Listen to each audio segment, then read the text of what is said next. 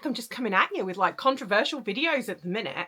Today we are going to be talking about book hauls and why I'm turning away from the book haul culture.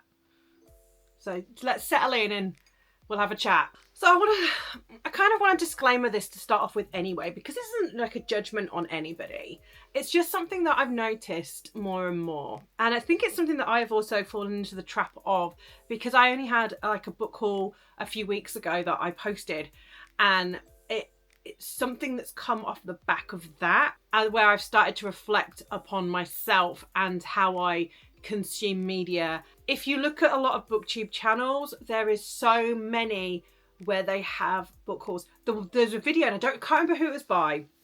It wasn't somebody that I actually watched, it was somebody that was suggested to me.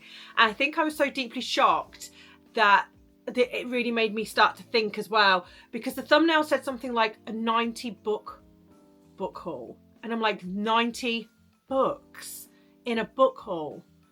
That's insane. That is just insane. So, but I do want to say this isn't like a personal attack on anybody. So I have a few reasons for starting to dislike book hauls, and this is part of the reason why. This is almost like an anti-haul of types. And I think we've seen a lot of anti-hauls, and we've seen this rejection of consumerism in a few different communities. I remember back in the day when and it's still happening now, where like makeup YouTubers or the beauty gurus used to have just so many like unboxing videos. They'd have them all piled up behind them in the thumbnails, and they were all PR packages, and they would just have so much product. It was insane. And it was Kimberly, God, what's her surname? Editing me put it in when I remember. She started doing anti-hauls videos, what I'm not going to buy, and they were fabulous, absolutely fabulous.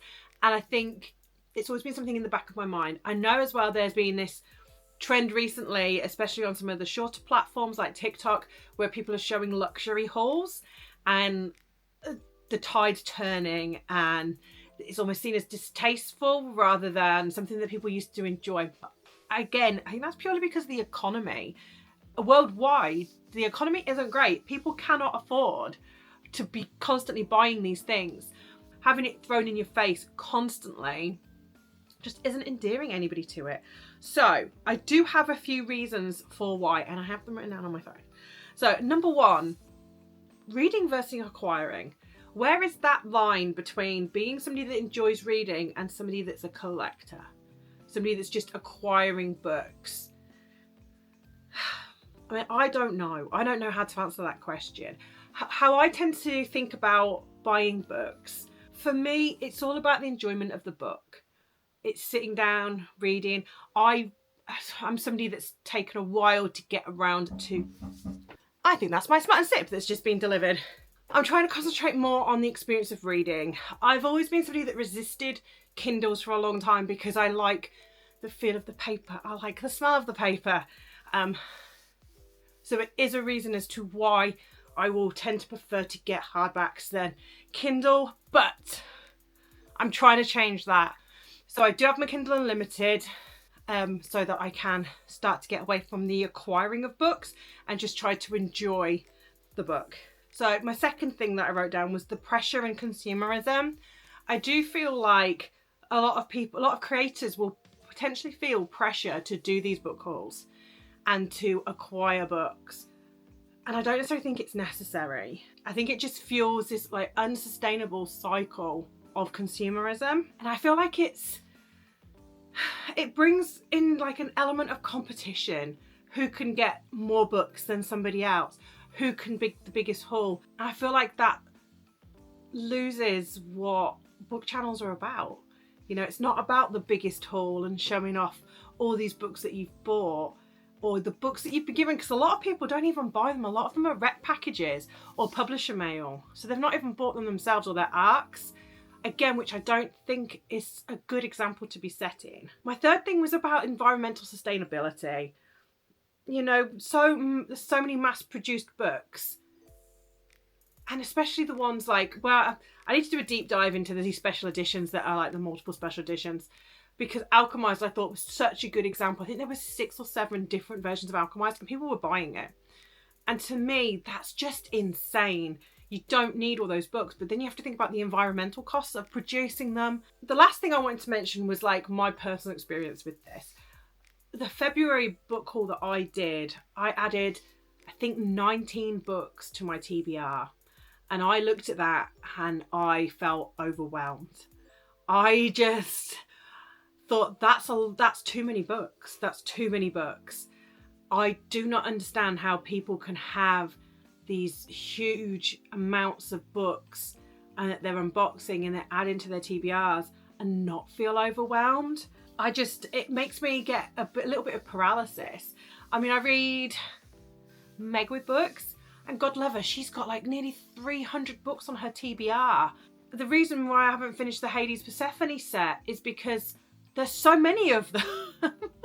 There's so many of them. It's just so overwhelming.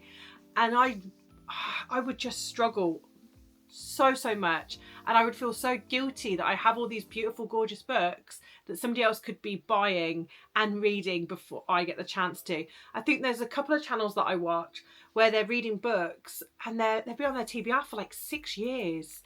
That's 6 years that's been sat there. Somebody could have read that book. Somebody could have enjoyed that book.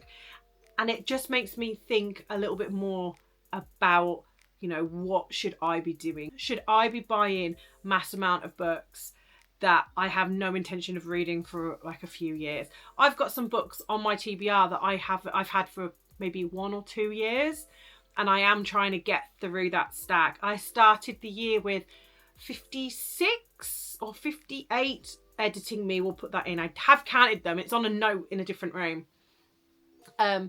And I got that down to 53, I think. But then obviously I've had that 19. So that's 50. I've read more than that and I've taken more off my TBR, but I added 19. Now some of the 19 are books that I've read, which is fine. And I haven't counted them, but that's a lot of books to add to your TBR. It's overwhelming. But I mean, I totally get it. I do totally get it. I understand the excitement. I love personally going into Waterstones and looking at the book covers and reading the synopsis and thinking, this sounds like a good book. This is a book that I want to read. And I get it. And there's a lot. I feel like we're really blessed at the moment that there's a lot of books being published. And I do feel like there's a wealth of talent out there. So I get it. I totally understand why book hauls are so popular. I understand why people like to do them. I feel like this element of booktube isn't for me. I am trying to be a bit more sustainable and a bit more present with my purchases anyway. I like to support authors on Kindle Unlimited, so what I will do is if I've read the book that's on Kindle Unlimited and it's free, but I really loved it, I will then go back and purchase it just to help support the author a bit more. Sometimes like the Kindle prices are the same as the paperbacks or the hardbacks, and that makes me think, would I rather have the paperback? But I think I'm going to try and steer more towards Kindle Unlimited or Kindle books in the future to just try and be a bit more mindful. I love physical books as much as the next person. It's a judgment-free zone, but I would love to hear your thoughts on this and what do you think of these book hauls, because it is a staple element of booktube. And if you are somebody that consumes booktube content, I would love to know what your thoughts on this are, so put them in the comments below. I mean, do you agree with what I've said? What are your personal philosophies on buying books, physical, ebooks? As always, thank you very much for watching. Do not forget to subscribe and click notify down below, and I will see you next week.